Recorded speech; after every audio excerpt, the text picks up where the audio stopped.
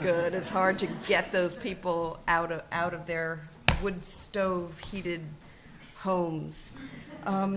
So I'm going to offer kind of an unconventional look at at our environmental predicaments using an organizing principle of soil, so that we can look at how understanding what policies and behaviors are good for the soil can give us insights into what will help us work towards a livable climate, or work to secure a livable climate. At the same time, I'll be inviting us all to step back and look at how the way that we as a society have been talking about climate and the environment has interfered with our being able to do anything about it, okay? Because that's the conclusion that I've come to. And to start to explore how we might be able to change this. So I've earned my perch on this panel because for the last few years, I've been exploring soil as a hub for our many environmental, economic, and social crises, and for solutions. Yes, soil. And there I am with a bunch of soil. Actually, that's compost that I'll be bringing down into my garden. So soil, that brown stuff, it's very unglamorous. I mean, what can you say? The brown stuff you trample or brush off your jeans after being outside, and which is totally taken for granted, and yet is the quiet foundation of multiple processes central to life on this planet. While soil is not high on any political or policy agenda, soil restoration, like Precious referred to, and stewardship offer a route to addressing such challenges as climate change, biodiversity loss, desertification, floods and droughts, obesity, and malnutrition. Now, that probably sounds like an awful big call, but I would go so far as to say that taking the perspective of the soil, taking a soil's eye view of the world, allows for a radical reframing of these huge, seemingly intractable problems. So, bear with me. For instance, let's look at climate change. This says, make soil end global warming, and there are all kinds of little dynamics if you spend a little time with this. We've got the herds, the megaherds, that's the animal impact. When Precious showed the animal, what was the phrase you used? The animal treated, or? Right, okay, so there's that, and then there's all the stuff happening below the ground with all the mycorrhizal fungi and all these things. Anyway, all these multiple dynamics occurring simultaneously. Everything that we hear about climate change is that it's a sky thing, all about greenhouse gas emissions. But it's also a ground phenomenon. Now, it was hearing a statement of this particular fact, that more atmospheric CO2 has come from the soil than has been spewed out by fossil fuels, that prompted me to explore this idea and led me to writing my book. I was at a conference and someone said this, that more than twice as much CO2 has gone into the atmosphere via the soil, and that just totally floored me. My reaction was, well, if this is the case, then that changes everything about how we could approach the challenges of dealing with climate change. Carbon is often talked about as a pollutant, but the trouble isn't carbon per se. Again, Precious referred to, all these threads are going to come together. Precious referred to about the need for working with animals to have carbon that stays in the ground, and that carbon holds water. So we want carbon in the ground. That's good.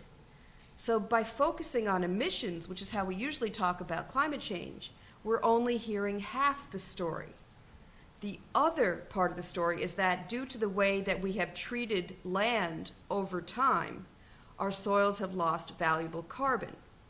However, through regenerative agricultural practices, we can bring that carbon back.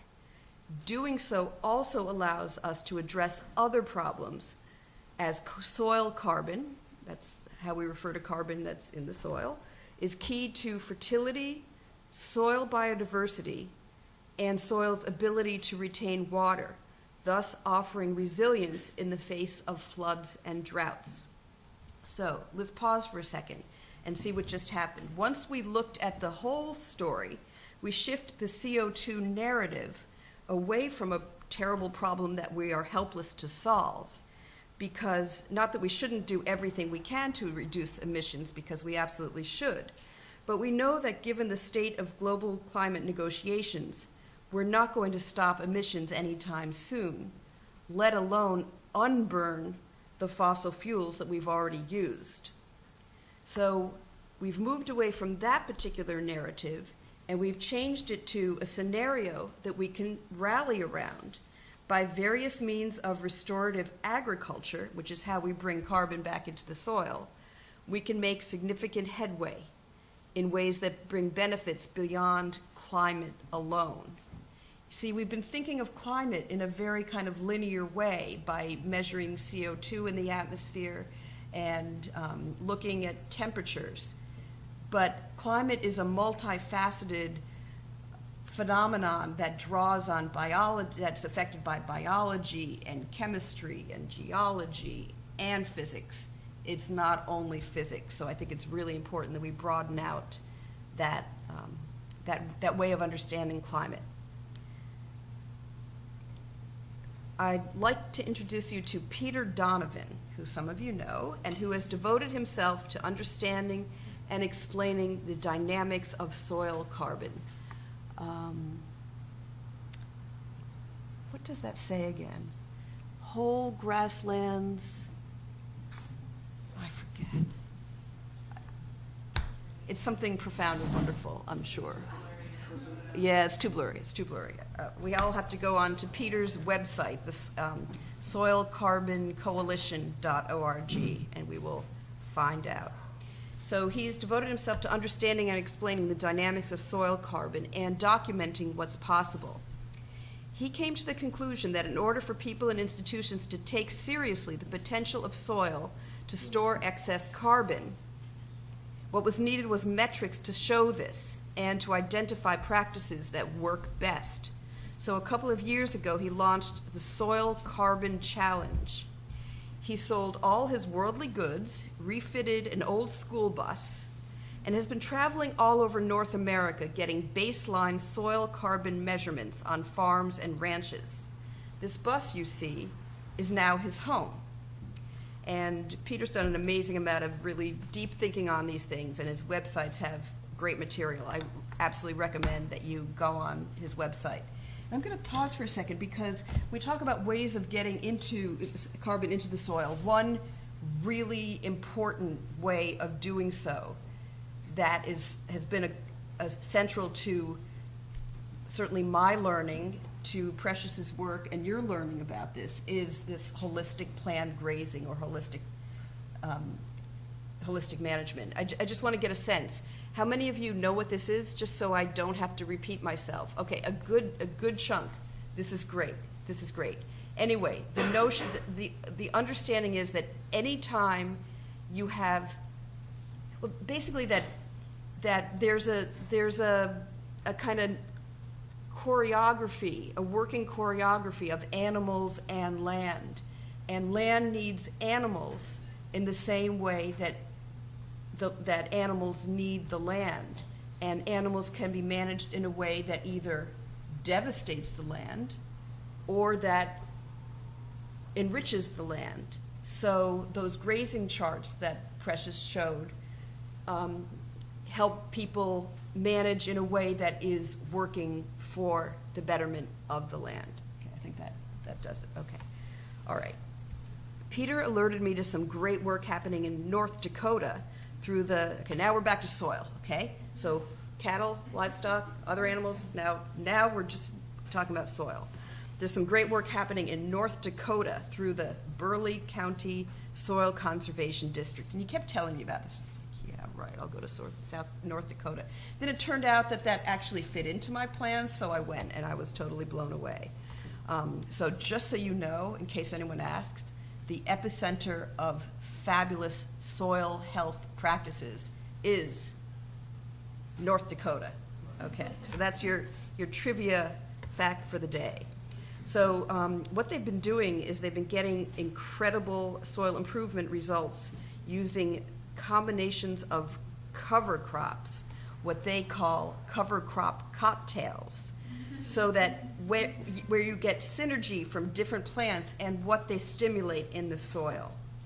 I spent several days down there around Bismarck, which, you know, go there if you're interested in soil. I would not recommend going there if you're interested in like any nightlife or a good time in general. But okay, that's not what this discussion's about.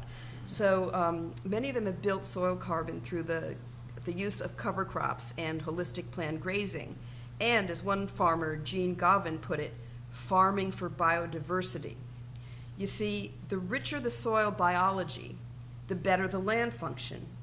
The better the land function, the greater diversity of above ground plant and animal life, and the more soil is being created and the more carbon is being stored. So the creation of soil and the storage of soil carbon, and by extension, therefore, the drawing down of atmospheric carbon, it's all the same stuff. And Gene Govin likes to talk about, he's someone who was able to build something like 8 inches of topsoil in one season, okay? So this guy has done it, he knows how to do it, he knows how to work with animals, he knows how to work with cover crops and all those dynamics. And what he says is you build soil the way the roots go, down. Now this sounds folksy, you know, down into the ground. When we often think about building soil, it's like we're waiting 500 years for the rocks to break down through weathering. So I don't know if you've heard this, that it takes, that to build an inch of topsoil takes 500 to 1,000 years. But he's talking about something different. He's talking not about working with geology, although geology certainly plays a part. He's talking about working with biology. So this is really important because the deeper you build soil and the deeper the soil carbon, the more stable that is. So from a standpoint of sequestering carbon, this is really important. Christine Jones, an Australian soil scientist whose website has the memorable title amazingcarbon.com, calls this carbon that counts. And by that she means carbon that really stays in the soil, is not volatile, and really can draw down CO2. And this is Christine's slide. It's all about the roots of plants. Christine Jones does a great job of articulating how the process of photosynthesis brings carbon into the soil. She describes carbon as the currency in most transactions between living things. In the soil, carbon, which is created by the plant through the process of photosynthesis, feeds microorganisms in the soil. In exchange, through the trade, the plant takes up water and nutrients. She talks of a liquid carbon pathway whereby soluble organic carbon flows down through a plant and into the soil via the roots. In perennial grasses, this can mean meters of depth. Yet typically, when soil carbon is talked about, if it's talked about at all, it's only the top 15 to 30 centimeters that are measured. So the point here is that there is incredible potential the deeper you go. And by working with deeper grasses, deeper plants, they really draw carbon down way into the ground where it can be stored and where soil is being built. Okay, now I'm shifting gears again. Let's look at another assumption about climate, namely the water-climate change connection.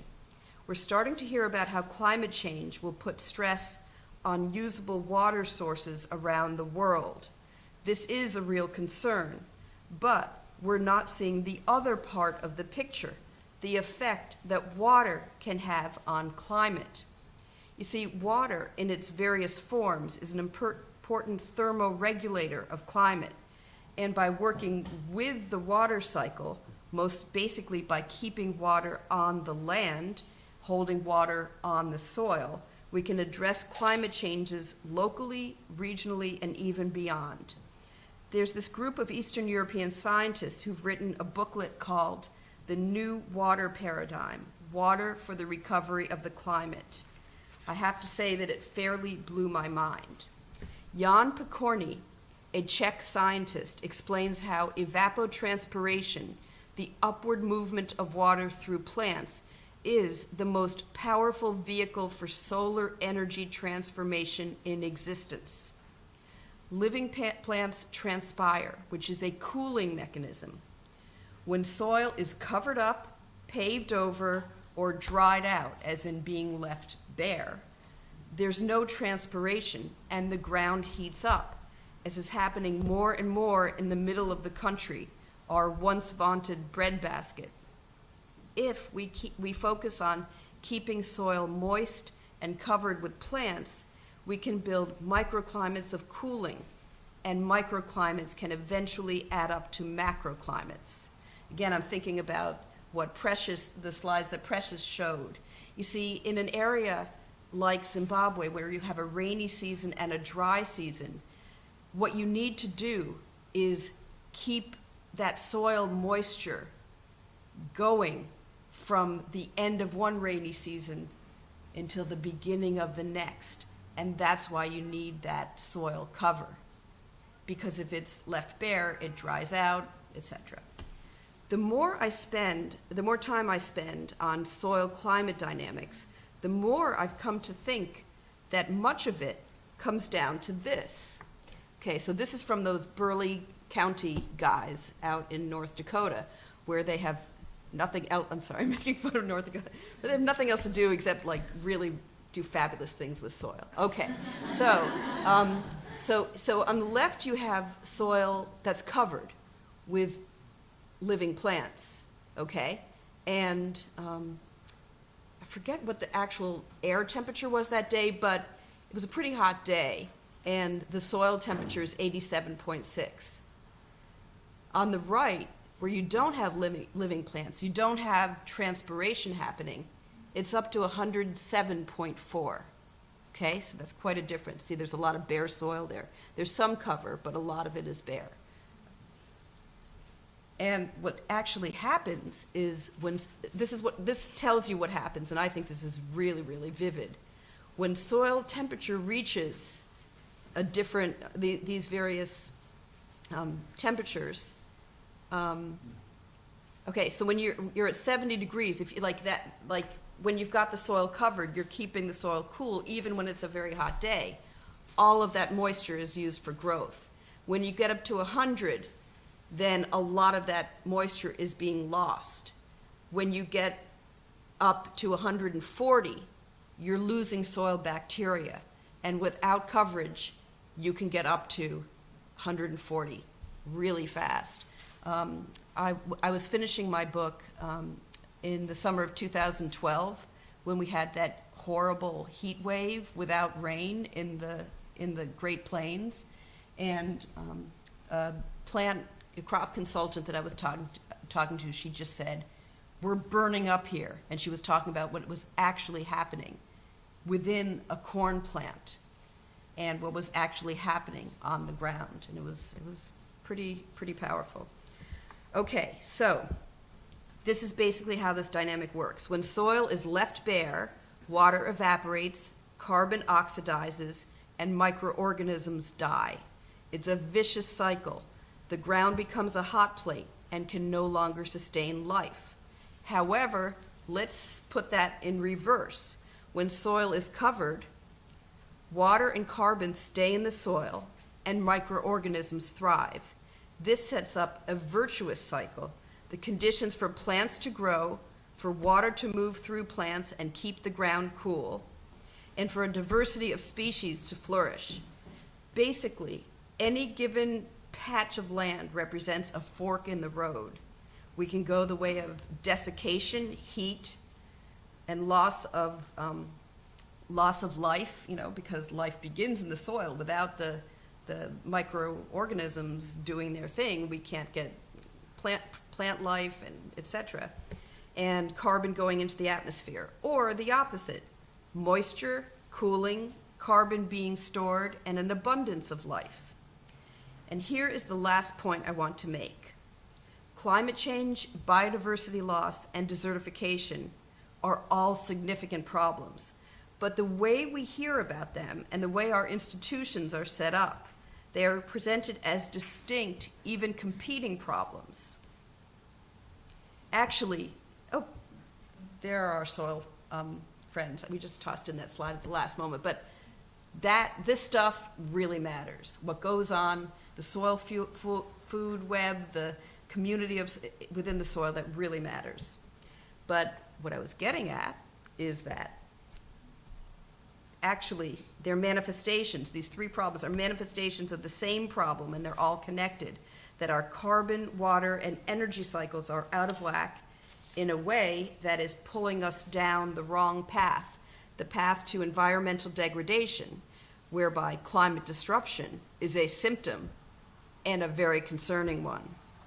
These big problems can't be tackled in isolation, as we as a culture have been trying to do, but by understanding how they connect and how the feedback loops operate and addressing these via the soil, we can come up with more effective ways to deal with them.